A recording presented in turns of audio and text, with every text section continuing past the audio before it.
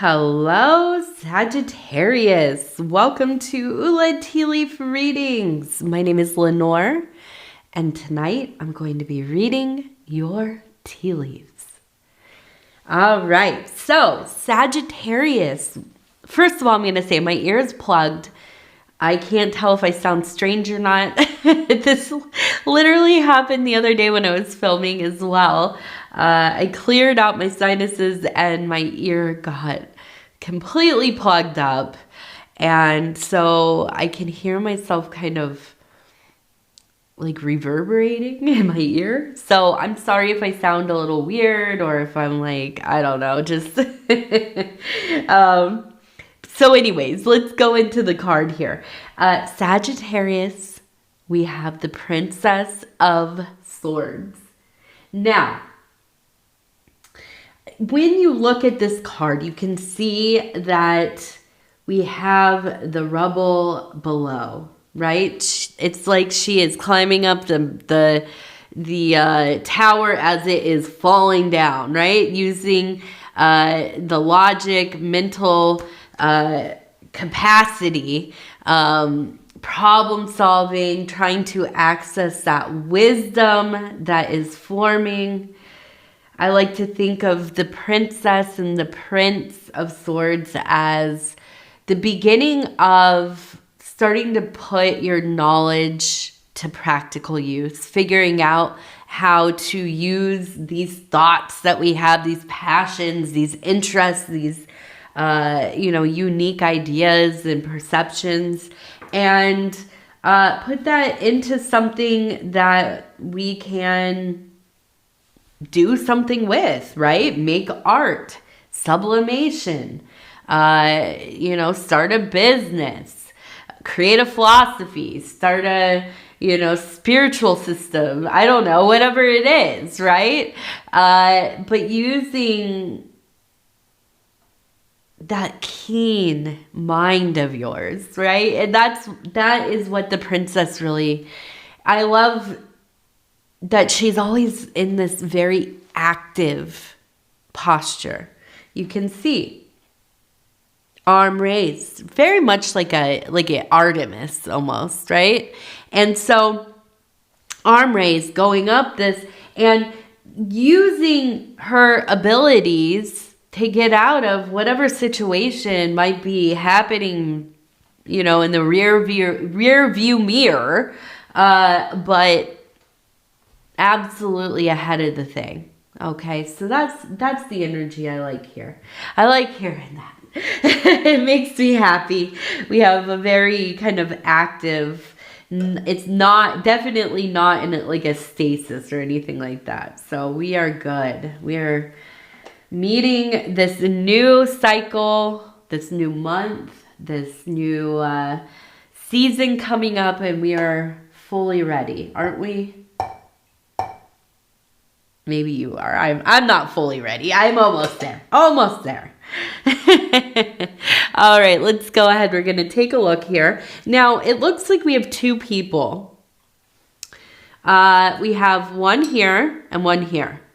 It looks maybe like a flirtatious kind of stance, maybe even romantic and involved, but this could also be kind of a flirting kind of deal happening. Now, we also have the energy of the tiger over here. We have the eyes, the nose, and kind of, you can see the lines just kind of coming off here. So I feel like the masculine person in this situation very much related to the tiger. Now, maybe they are somebody who, I don't know, they have like, one of those cool like tiger fleece blankets on their bed, or maybe they, have a little tiger stuffed animal. Maybe it's their totem. Maybe they just have the disposition.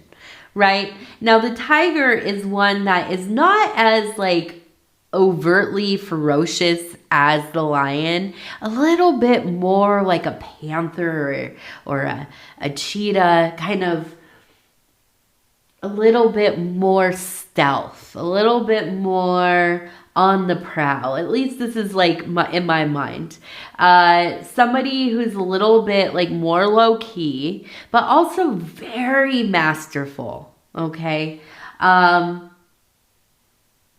they feel like a beloved person. I mean, sometimes I'll see somebody come up in the readings, somebody that you maybe are attached to or somebody from your past or whatever. And there's a rush of, well, good feelings, of course, but sometimes it's also kind of wrapped with noise and name calling and arguing and, this kind of feeling. This person, none of that. None of that. I mean, it almost feels like almost like idealistic union or friendship or, dating. It's just nothing bad to say about this person. And yet, it seems like it just didn't work out. It wasn't meant to be, at least in that time. Now, we also have the number 93 right here. So 93. And looking at this, it looks like it says Sigh. Like the name Sigh. Oh, we also have, it looks like the name AJ. AJ. Now, we also have a garden over here.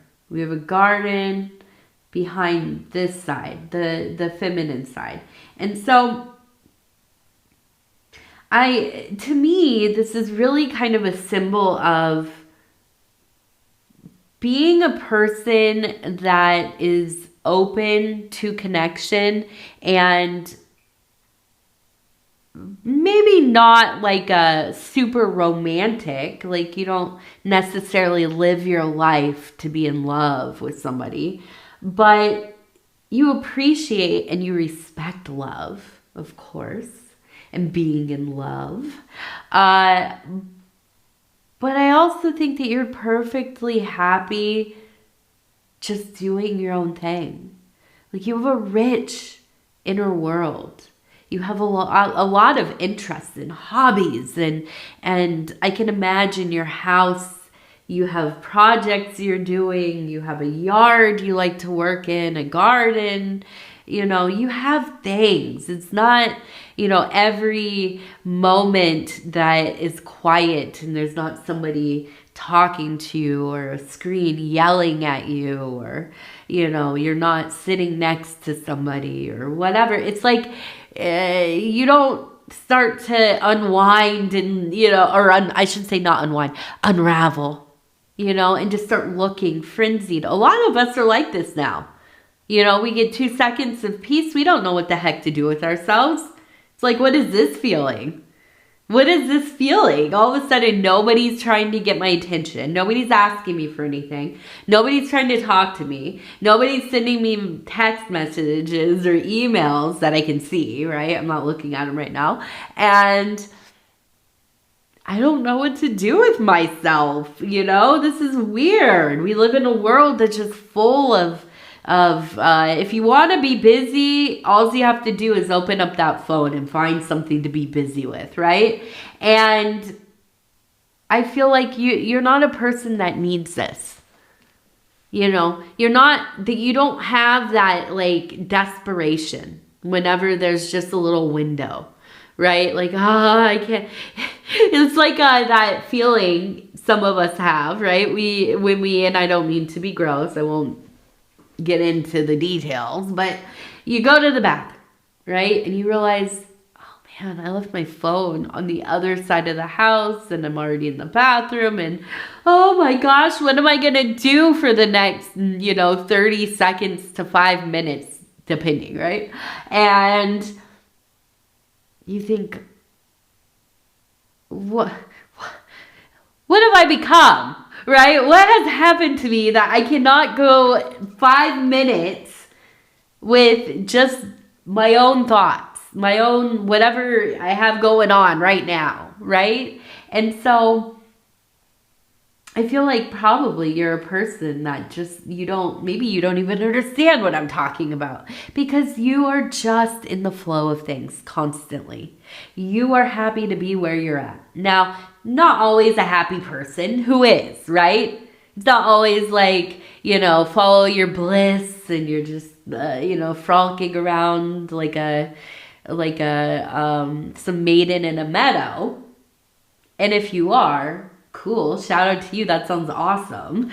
But if you're like the rest of us, you're in the thick of things, right? You're walking through murky water sometimes, just trying to get through life, get through the days. But you're doing it with gratitude. You're doing it with presence. You're doing it with trying to stay in that middle way. And my goodness, does that make you something very special? Because you are. You're different. And it might be hard to even hear somebody say that to you like out loud. I think I would feel weird if somebody was like, "Oh yeah, Lenor, you're different. You're a little weird, a little different. You do things differently." Well, yeah, duh, I do. You should see my family in contrast to the area that I live in. We stand out. Who cares, right? That's just what it is. We love it where we're at. And guess what? The people are actually really, really amazing.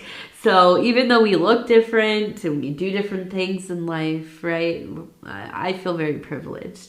But I don't know that it would be easy to hear somebody just say, yeah, you're different. You seem different. Like, okay. But you are. And I say this with the utmost love. And I say this with the greatest respect and honestly awe, admiration. I wish I was a little more chill. I wish I had a little more resolve like a Sagittarius does. I absolutely feel like this thing, this relationship is something that you hold as kind of a standard. And I feel like though maybe you have not met another person or been in a marriage or relationship that kind of lives up to this energy, you've had good relationships. But I also feel like, it's almost like you've seen the sunlight, you've been out there, you've been warmed by it, it's beautiful, you have a smile on your face. And no, you don't get to be there all the time. And no, some days are rainy and some days are harsh and some days are just kind of blah, right? But you remember that feeling. It's out there. It's out there. And if you happen to wake up one day and you walk out into the sun again, you will be thankful. But if we have a lot of days that are kind of cloudy or maybe a little rainy and stuff, you're going to make the best of it. I know you are. Okay. So this is a beautiful reminder, but it also is kind of like the universe congratulating you because you're doing something that most people can't. And that is self-destructing because they're not getting what they think they want or need. Right? And a lot of us, we have misdialed senses of what actually we need in our lives. And I feel like maybe you must be somebody who has spent a lot of time really listening to yourself and honoring yourself. That's the other thing. All right. So we have the nous. Oh, one of my favorite words. And that is, well, I want to get the definition up because I don't want to. I have my own, probably, what's the word? Erroneous, wrong. Yes, the nous, the N-A-O-S, right? And this is the monk's cella or chamber. Even called cabinet in some things that I've seen. We have NAOS. So what is this?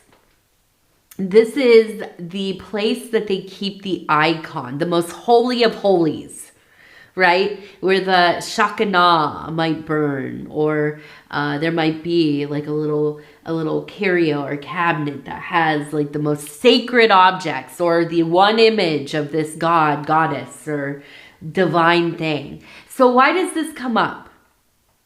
This is very much related to the Hierophant, also the High Priestess.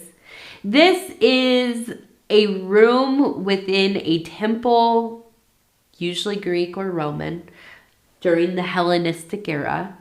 And it was forbidden for anybody, even if they were initiated, even if they were a monk or a devotee or whatever. This is the only person that could go in here were the high priestess, high priest, and, I'm sure that there were like chosen helpers or whatever. But they would go into this room, and within the room, often there would be like another little room or a little closet. And that is where basically their idea of the earthly vessel of the god or goddess, of the intelligence, okay? And so seeing this in here, this lets me know that you are very serious about your spiritual or slash religious or philosophical journey, right? And so you might be somebody who has considered leaving what we would consider a normal lifestyle, maybe even joining some kind of following, or, going to live at an ashram, or, joining the Catholic Church, becoming a nun, this kind of cloistered lifestyle. It could also be that, you've decided, I'm going to live a different way. I'm going to take on different, ways of honoring my belief system, if that is easy or not, if that is popular or not, if people understand what I'm doing or not, because you are devoted. I heard last night, I was watching, oh my gosh, and do not judge the smut that I was watching last night. I stayed up like way later than I imagined I would have, watching that movie Baby Girl, right? And was it in that movie? Now I don't know. Maybe I saw it on something else I watched after. Anyway, somebody was talking about. And also, let me just give like a 7 out of 10 review on Baby Girl. Not my favorite. Go and check it out. It is like risque. It's an adult movie. Like adult movie.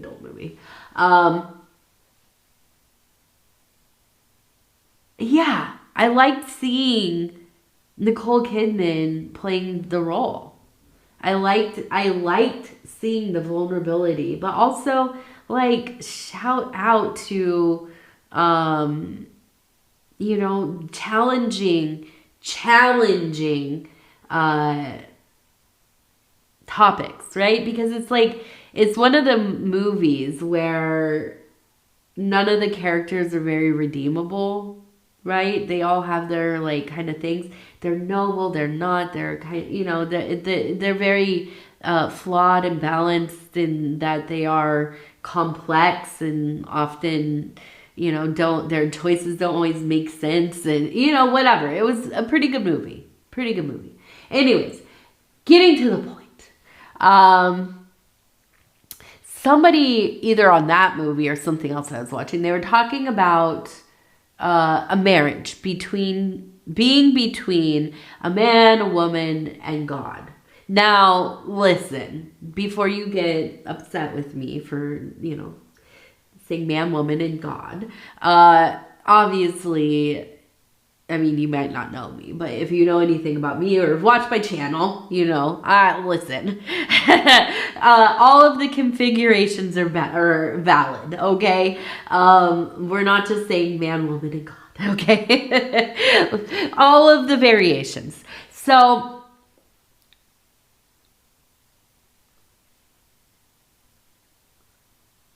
I feel like that's a very powerful, even just imagery, right? And what was it that I was watching? Actually, you know what? It was even now it was actually, I was watching Handmaiden Tale with my husband. That's right. That was earlier. I watched the other one by myself. Yes, that's what it was, which cringe kind of a little bit. But yeah, so but it is a powerful thought, especially if you are somebody who, believes in the idea of agape, and it is a goal for you. And that is the love, the bond between you and the divine. So where I'm going here is not anything to do with marriage or, us having a partner and having that spiritual connection, although that's great. I hope that, you might have something like that. But if you want it, of course. But really, what the feeling that I get here is like, get the other human out of the equation. And there really is this feeling here of you having this like kind of open channel with the divine, with God, spirit, goddess, the cosmos, whatever it is, you are tied very close, heart to heart. And this is a consideration that you have with all things. It's not something that you might do something and then you see, oh, well, how can my beliefs how can I form them to support my decisions? No. You behave and live in the ways that make sense to your belief system, to your convictions, to your virtues, so on and so forth. So I feel you being somebody of great spirit and devotion.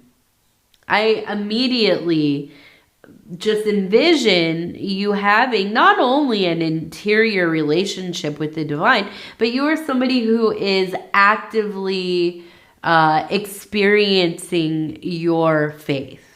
And what does that mean? You are maybe going to church or mosque or temple or, whatever it looks like. You maybe have fellowship with other people that maybe have similar beliefs or are part of the same movement or whatever.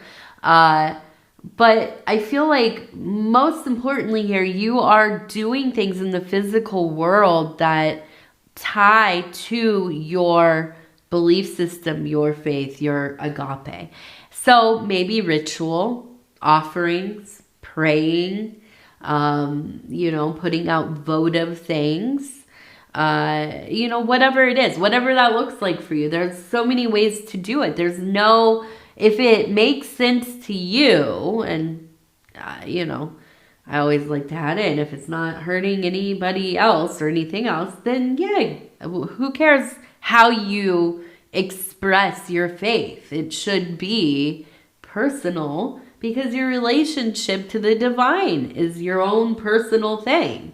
So I really see this as being a big part of this next cycle here. Now, we also have somebody named maybe Jessica.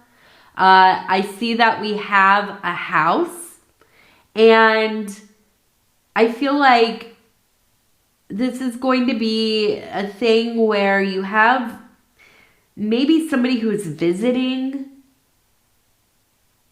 and maybe you're taking in like a family member, or maybe you yourself are moving into their home. But I see there being kind of a change of pace, a new dynamic. This doesn't necessarily have to be a human. It could be like maybe you're adopting a cat, or, you're, I don't know, somehow have been given a dog. I don't know. I was trying to think what would happen here, where you would end up with a dog. Maybe a family member has given you an animal. I don't know. But it feels like there's somebody moving in or staying with you. For most of us, I feel like this would be all anxiety. For you, it's potential. I feel like you are so excited about the many things that could transpire. All of the things you could do together. All of the things you can talk about. Just love the idea of having somebody, staying or visiting. And so that's actually really unique in my readings. Usually I see it and it's like, oh no, somebody's moving in. For you, and I'll show you right here, we have a person smelling. Oh, come on, get in there. Get focused. Stopping and smelling the roses, right? And so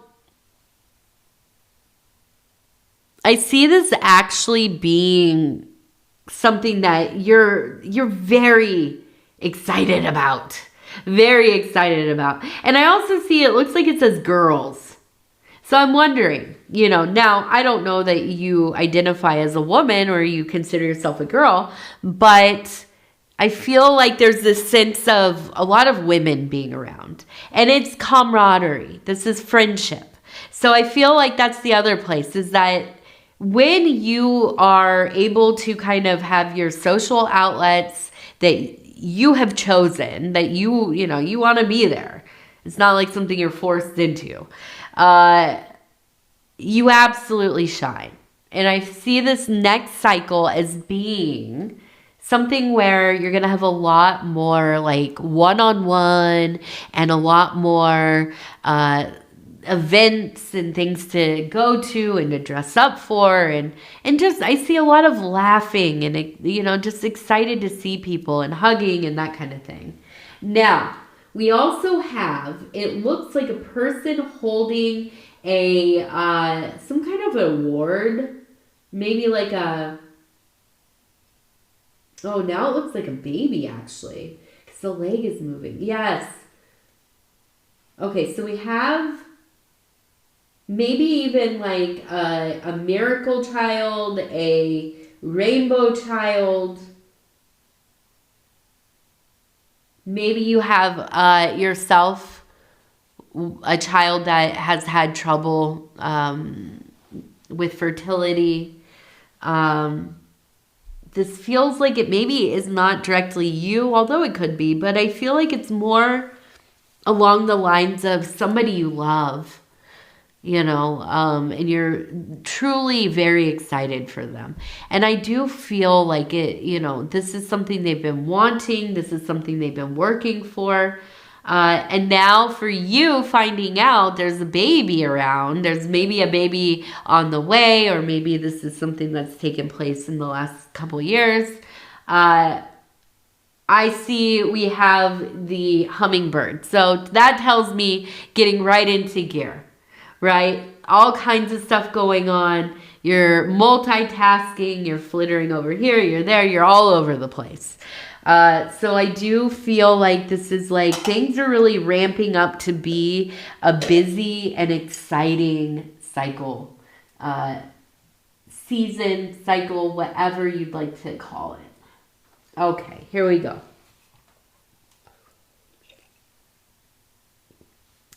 I'm going to roll this thing.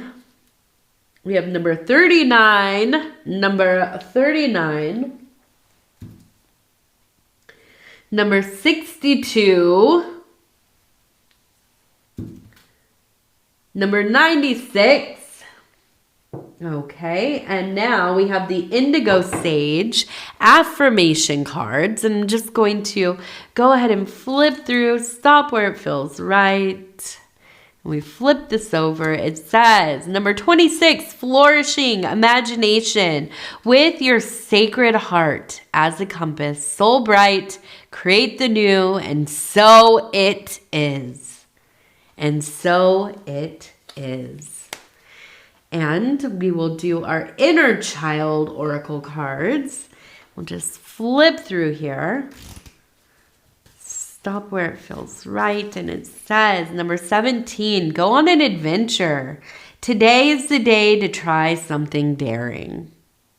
Today is the day to try something daring. All right, Sagittarius, I love you. I love you. I love you. Thank you for spending this time with me. If you want to like the video, subscribe to the channel, or leave a comment, I would love to hear from you. I don't know. I think that's it. It's been cold here the last couple days. I'm ready for some warm, sunny weather. Fingers crossed. Soon, soon, soon. All right. I don't know.